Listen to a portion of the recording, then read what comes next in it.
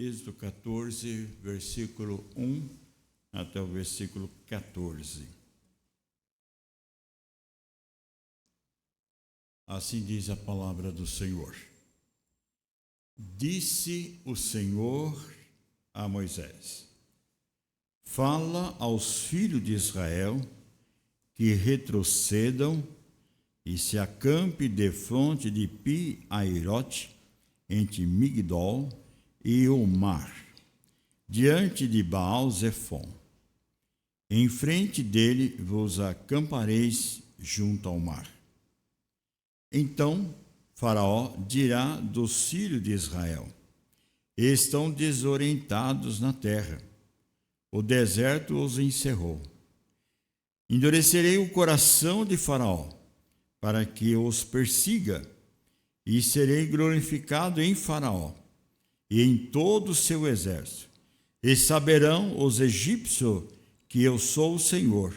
Eles assim o fizeram.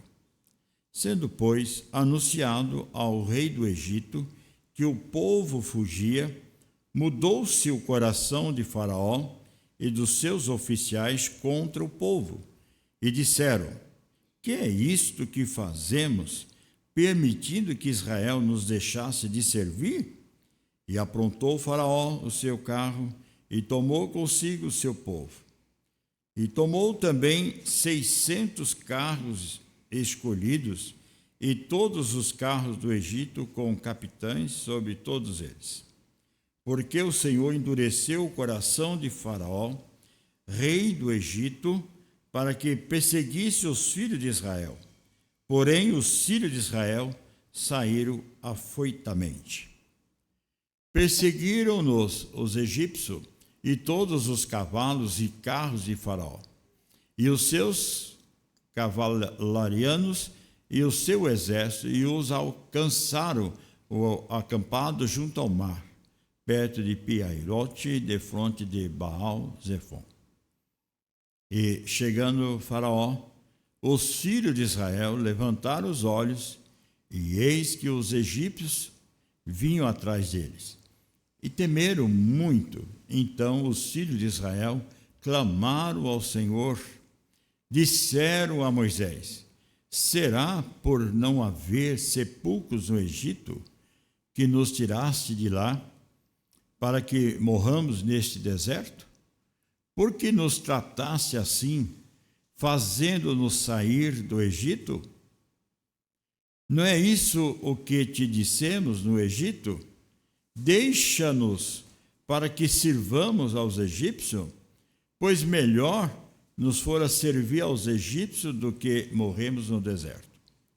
Moisés, porém, respondeu ao povo: não temais, aquietai-vos, e vede o livramento do Senhor que hoje vos fará, porque os egípcios que hoje vedes, nunca mais os tornareis a ver. O Senhor pelejará por vós, e vós vos calareis. Sem dúvida, na minha vida, como na sua vida, tivemos momentos marcantes, momentos que até hoje nós não esquecemos. Datas significativas, datas importantes que ficam na nossa memória. E o tempo passa, a idade aproxima, mas aqueles eventos tão especiais estão diante de nós. Isso comigo é com você. É o seu casamento, é o primeiro filho, a primeira filha que nasce, é outros acontecimentos que, de certa forma, muito especial e significativo na sua vida, e jamais você que esquece. Isso é uma realidade em nós. Nós, então, temos momentos assim. Momentos esses que não podem deixar de ser lembrados, então, dia após dia. Na vida do povo de Deus, no passado, eles tiveram uma data muito especial, uma data significativa, uma data que marcou profundamente o grande grito da liberdade. O povo de Israel, por tantos anos sofrendo, o povo de Israel passando por momentos difíceis. Vem então o Senhor e mostra ao povo de Israel alguns efeitos ou alguns acontecimentos que eles não poderiam esquecer, até aquele momento da saída, quando o povo deixa o Egito para a terra prometida. O povo não podia esquecer, sem dúvida, a bondade de Deus na vida do povo de Israel. Por exemplo, as pragas. Olha cada acontecimento das 9 pragas, inicialmente falando. Cada uma delas trazendo horrores para o povo egípcio, cada um tinha o seu significado para o egípcio, mostrando o poder de Deus. Mas a 10ª praga veio de uma forma de preparação de uma Páscoa que o povo de Israel tinha que fazer. E nesta 10ª praga, diante do animal imolado, Deus diz: pega o sangue do cordeiro, passa nos umbrais da porta de cada povo hebreu. E assim, quando vier o anjo do mal, e onde tiver o sangue do cordeiro, não atingirá a casa do hebreu. Mas aonde não tiver, será atingido com a morte do primogênito. Imagine, irmãos, que barulho, que tristeza, que lamentações percorreu por todo o Egito, quando milhares de primogênitos morreram naquela madrugada. Porque o anjo visitou todos os lares do Egito. E aonde não tinha o sangue do cordeiro e houvesse o primogênito, a morte atingiria aquela criança. Deus o guardou. Deus protegeu o povo hebreu. E Deus então disse ao povo que preparasse também, porque haveria de receber uma ordem, a ordem do próprio faraó: pegue todas as suas coisas, pegue tudo, não deixe nada e saiam daqui. Em Êxodo capítulo 12, o povo se levanta do seu lugar, põe tudo que pode pôr direito nos seus animais, suas ovelhas, seus gados que tinham, e tudo que podia possuir. O povo começa então a peregrinar. O povo começa então a caminhar. Meus irmãos, o povo recebeu algo extraordinário. O povo recebeu a liberdade. O povo foi salvo da escravidão. Isso vai nos reportar, irmãos, também uma grande liberdade que o Senhor fez comigo e com você também. Um dia muito especial aconteceu, talvez mais especial do que qualquer outro dia na minha vida e na sua vida. O dia da nossa salvação. O dia que o Senhor, nosso Salvador, nos alcançou com seu amor eterno. De que forma Deus alcançou a sua vida? Quem sabe foi lendo a palavra, alguém evangelizando, viajando, alguém falou de Jesus para você. E você teve esse encontro maravilhoso com o Senhor. Esse dia inesquecível, o dia da salvação. Um dia marcante que foi para Paulo, por exemplo, um perseguidor. Mas ali no caminho de Damasco, ele encontrou com o Salvador. Aliás, o Salvador encontrou com Saulo. Diz: Saulo, por que tu me persegue? E após ele compreender que era a voz de Deus, ele ali então teve um encontro com o Senhor Jesus. Irmãos, isso então nos leva a pensar, assim como foi no povo de Israel, nossos dias também. Não há muita diferença, não. Às vezes nós olhamos para Israel, um povo embrutecido, um povo mal agradecido, um povo rebelde, mas às vezes nós fazemos isso também nos nossos dias. Deus nos deu o presente da vida eterna, Deus nos deu a salvação, a liberdade, agora a nossa salvação, não mais escravo do pecado. E assim como o povo de Israel recebeu uma promessa dada para os servos do passado, os patriarcas da época, Abraão, Isaque e Jacó. Deus visitou esses homens e disse: tirarei esse povo da terra dos Ur caldeus e farei um povo escolhido, um povo especial, um povo que fará diferença em todas as nações, e conduzirei à terra prometida. Agora se cumpre ali. Agora o povo está feliz. Há um grito de alegria, de vitória, porque agora estamos rumo à terra prometida. Assim era no coração do povo de Israel. assim é o nosso coração também. No dia que o Senhor nos alcançou com o seu amor eterno, Ele também nos fez esta promessa. Enquanto nós estivermos aqui, estamos caminhando também rumo à terra prometida, a terra onde nós saímos na presença do Senhor Jesus, onde nós vamos então cumprir aquilo que o Senhor desde antemão preparou para a sua igreja, para o seu povo, para o louvor e para a sua glória. Mas diante disso, irmãos, Deus chama o povo para então praticar essa obediência, de marchar, de prosseguir nesta caminhada. Mas neste inteirinho acontece algo interessante. Deus diz assim: não é tão simples assim. Vou mostrar para Israel, vou mostrar para essa nação quem é o Deus soberano, quem é o Deus todo-poderoso. Então Deus leva o povo para um lugar e o povo de repente fica perdido, porque de um lado tem uma situação, no outro lado tem a outra situação, e na frente tem um mar. Estamos perdidos. Que caminho vão prosseguir? E chega ao ouvido do povo e também a Moisés que está vindo um exército. Que exército é esse? O exército de Faraó. Deus endureceu o coração de Faraó e colocou neste coração uma vingança profunda de buscar este povo. Quem viesse seria escravo, que não morreria ali mesmo. E o verso 11 e até o verso 12 diz que Deus endureceu o coração, ou melhor, no verso 4, 5, endureceu o coração de Faraó, dos seus exércitos, e na sua fúria, no seu desejo, resolve então em busca do povo de Israel.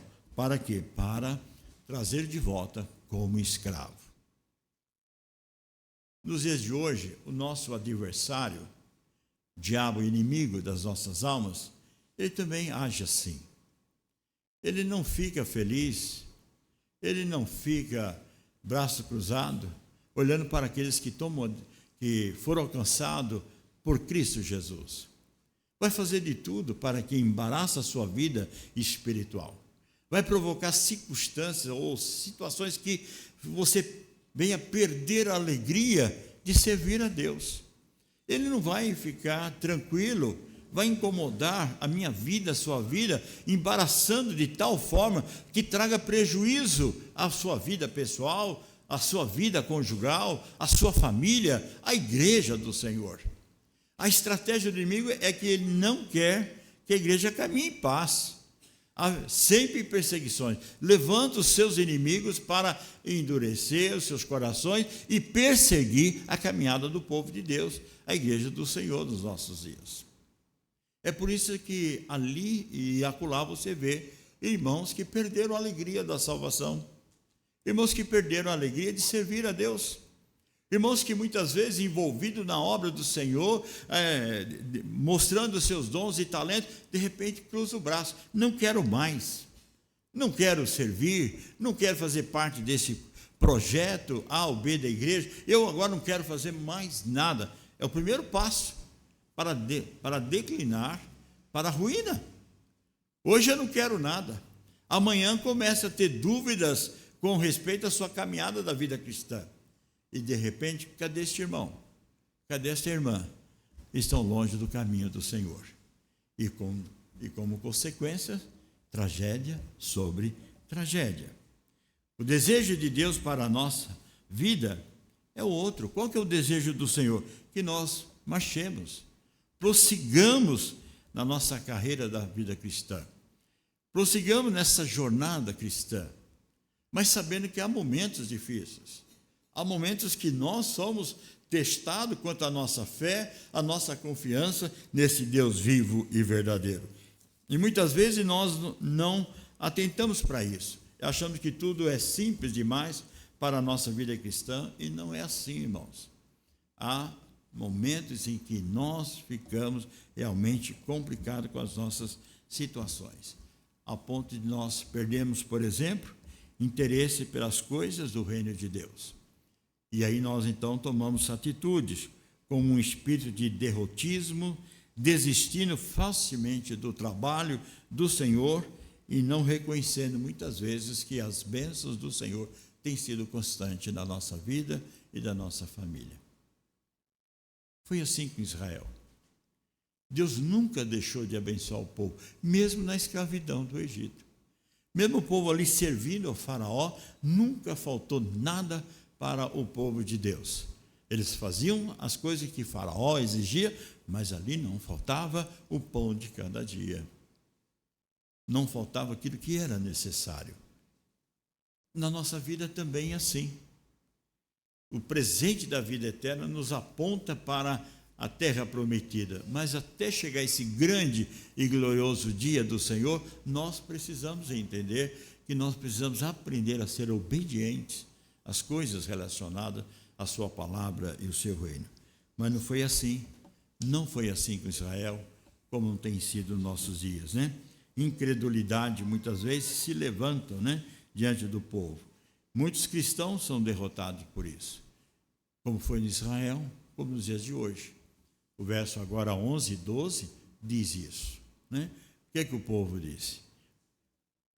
Disse o povo a Moisés: será por não haver sepulcro no Egito que nos tiraste de lá para que morramos nesse deserto?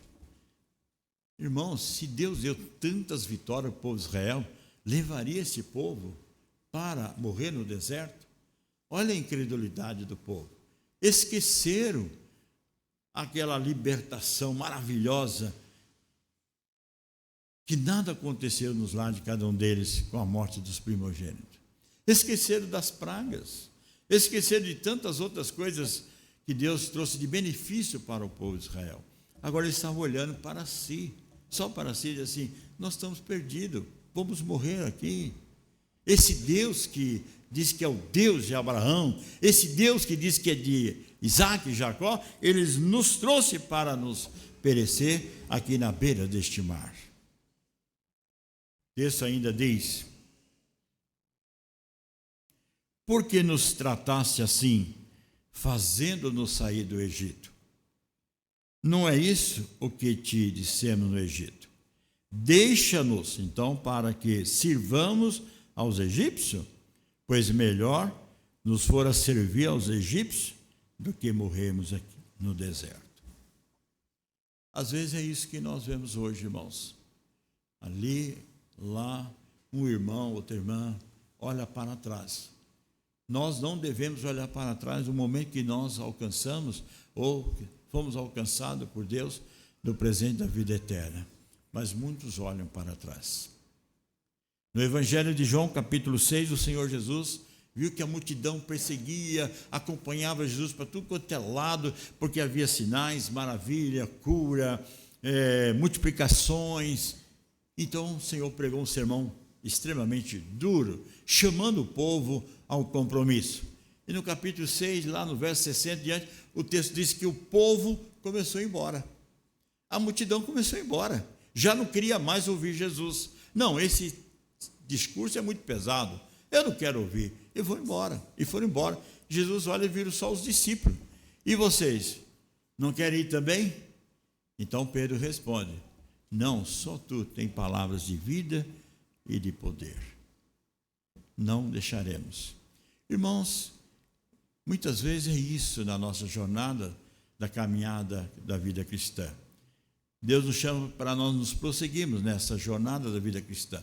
Mas não está dizendo que é um mar de flor, que é tudo tranquilo, que é um paraíso. Não, haverá alguns momentos de bonança, etc., ali e acolá.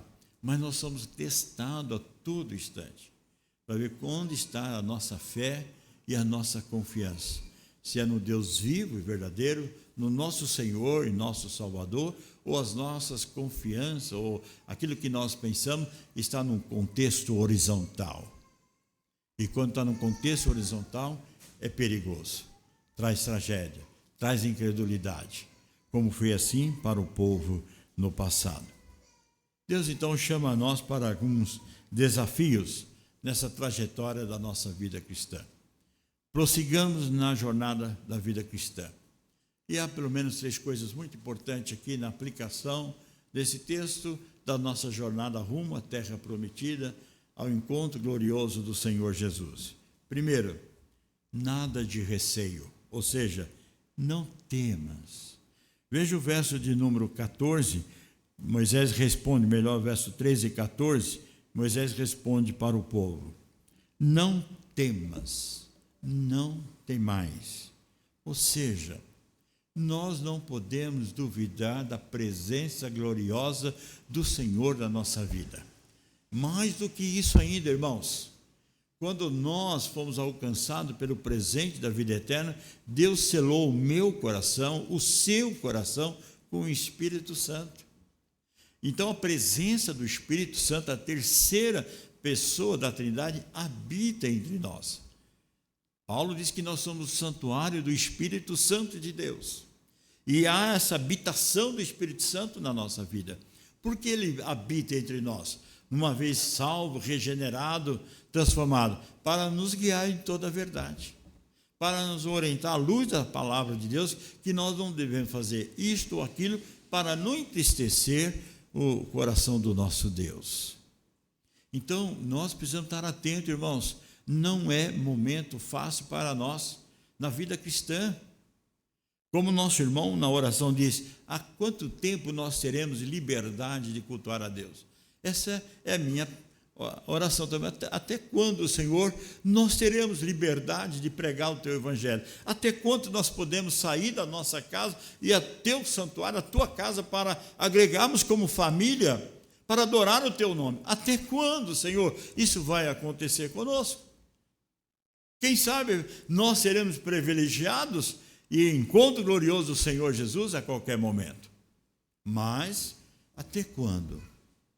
Porque nós temos países que não têm liberdade, não pode cultuar mais, são presos, são enforcados, são mortos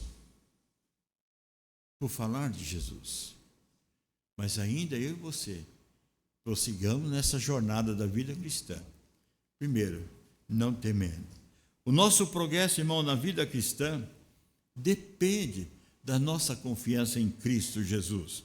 Ou seja, nós precisamos confiar em Cristo através da sua palavra. Precisamos confiar nesse Deus verdadeiro e em qualquer circunstância Ele está presente para nos sustentar e nos abençoar. Então não deve temer. Não temais, Deus é conosco.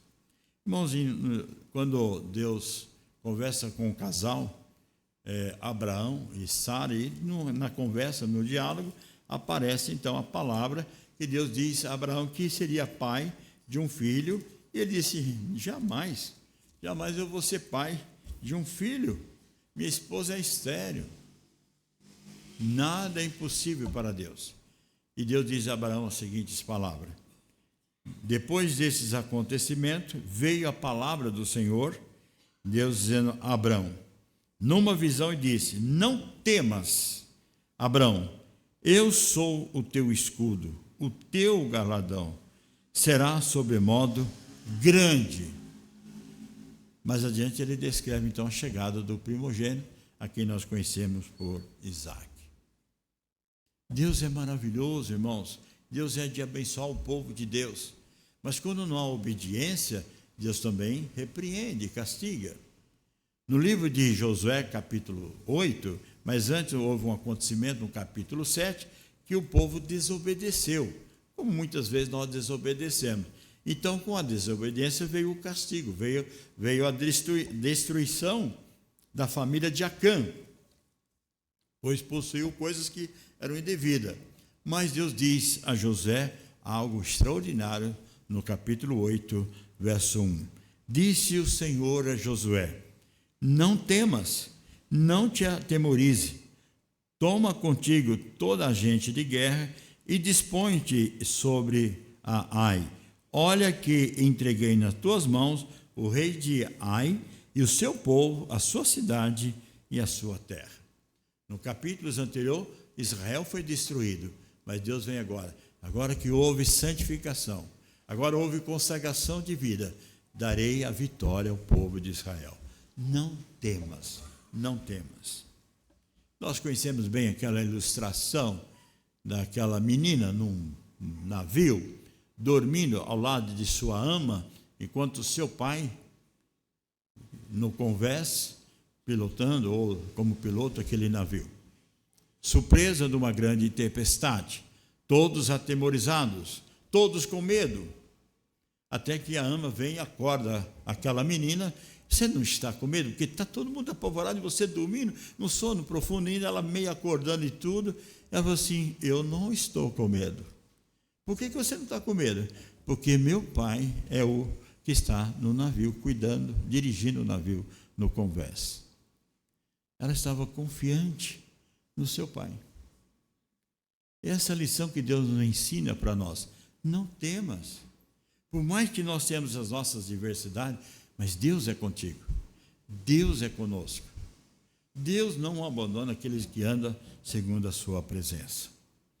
Nós encontramos, irmãos, também Deus falando para várias pessoas que a nossa fé, a nossa confiança precisa estar centralizada em Deus. Mas algo ele diz também em Êxodo, que não apenas não temais, mas ele diz também algo importante. Nada de recursos próprios, ou seja, aqueitai-vos. Israel estava ali na beira daquele mar. Sabe, naquele deserto, o que recurso poderia salvar o povo ali? Nenhum. De um lado, dificuldade, do outro lado, e o mar pela frente, e atrás o exército. Que recursos? O povo queria, os inimigos, o faraó queria a escravidão do povo, de novo.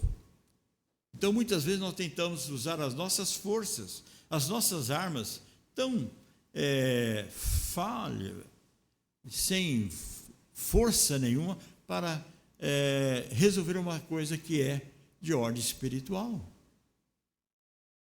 Aqueitai-vos. Deus está sob o controle. Jamais Deus abandona que nós que confiamos nele. Quando o Senhor diz isso, Ele chama nós para estarmos atentos à sua palavra. Foi isso as palavras de Jesus. Na sua última caminhada, quando Ele foi para a eternidade, antes de ser assunto ao céu, Ele chama o seu povo, os seus discípulos, e diz, ide, pregai e anunciai a palavra do Senhor até que eu volte, até que busque a sua igreja. Mas até lá, anuncie a palavra de Deus. Isso é comigo, isso é com você, com todos nós também. Até a volta de Cristo, nós devemos anunciar o evangelho da graça do Senhor. Mas ele disse, Deus é conosco. No cântico, no saltério de Davi, ele diz isso no Salmo 46. No verso 10 ele fala assim, aqueitai-vos, sabei que eu sou Deus, eu sou exaltado entre as nações, eu sou exaltado na terra. Então eu não preciso, nem você, tentar coisas humanas para tentar resolver uma questão que Deus tem controle de todas as coisas.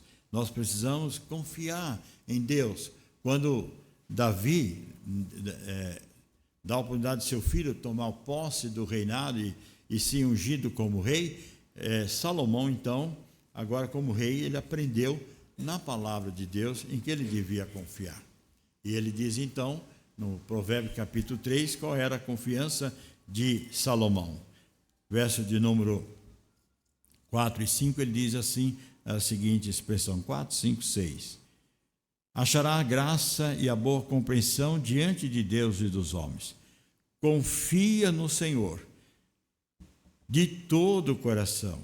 Não te estribes no teu próprio entendimento. Reconhece-o de todos os teus caminhos, e ele endireitará as tuas veredas. Confia no Senhor. Confia no Senhor. A palavra de Deus diz que nosso Deus é um Deus maravilhoso, um Deus de bondade, um Deus de misericórdia, e espera da sua igreja essa plena confiança a ponto de não temar e aqueitar-vos diante do Senhor. E por fim ele diz o seguinte, no verso 13 e 14, mas no verso 14, o Senhor pelejará por vós. Nada de reclamações. Nada de reclamações. O Senhor está no controle. Deus fez isso com o faraó. Os versículos diante, capítulo 14, 15 diante até o final desse capítulo, nós vemos o final do povo do egípcio, quando tentaram então invadir entrar no Mar Vermelho, assim como o povo passou, eles tentaram entrar também para buscar o povo hebreu. Veja que diz o verso de número 29 e 30 no capítulo 14. Diz assim: mas os filhos de Israel caminhavam a pé enxuto pelo meio do mar, e as águas lhe eram como quais muros, à sua direita e à sua esquerda. Assim o Senhor livrou Israel naquele dia da mão dos egípcios, e Israel viu os egípcios mortos na praia do mar. E viu Israel o grande poder que o Senhor exercitara contra os egípcios. E o povo temeu ao Senhor e confiou no Senhor e em Moisés, seu servo. Irmãos, nós precisamos aprender que temos uma trajetória da nossa vida cristã. Está diante de nós. Temos nosso trabalho, temos a nossa família, temos o lar, temos emprego, temos os nossos estudos, tudo isso cerca a nossa vida. E toda essa trajetória da nossa vida, nós não podemos vacilar na nossa vida cristã. Porque qualquer circunstância, Deus está no controle. Eu perdi o emprego. Descansa no Senhor. Deus é o provedor do novo emprego para você. Eu estou passando por essas circunstâncias no meu lar. Confia no Senhor. Ele dará a você este livramento que precisa. Agora, nós não podemos fazer de conta que estamos prosseguindo na jornada da vida cristã, mas fazendo aquilo que afronta a santidade de Deus. Que Deus nos permita, irmãos, na nossa vida cristã, que nós caminhemos, irmãos, não importa as circunstâncias, não importa as situações que são adversas na nossa vida. Não sei o que vai acontecer comigo amanhã, nem com você. Deus também não mostrou para Israel o que ia acontecer. Deus podia dizer para Moisés: diga ao povo que vai até o mar, porque quando chegar lá no mar, eu vou abrir o mar, e você não disse nada. Levou o povo até lá. O povo ficou perdido. Mas Deus tinha um plano de libertação de Israel. Assim Deus tem conosco também. Qualquer circunstância do dia de amanhã, Ele está sob a guarda, nos protegendo e nos guardando. Não é assim que diz o salmista? O Senhor nos guarda a nossa entrada e a nossa saída. Então, que Deus possa permitir a nós, irmãos, na trajetória da vida cristã, que nessa caminhada, ou prosseguindo nessa jornada da vida cristã, estejamos, irmãos, certo que o Deus vivo e verdadeiro, o Senhor, o Salvador, é conosco, porque Ele diz: estarei convosco todos os dias até a consumação do século. Amém.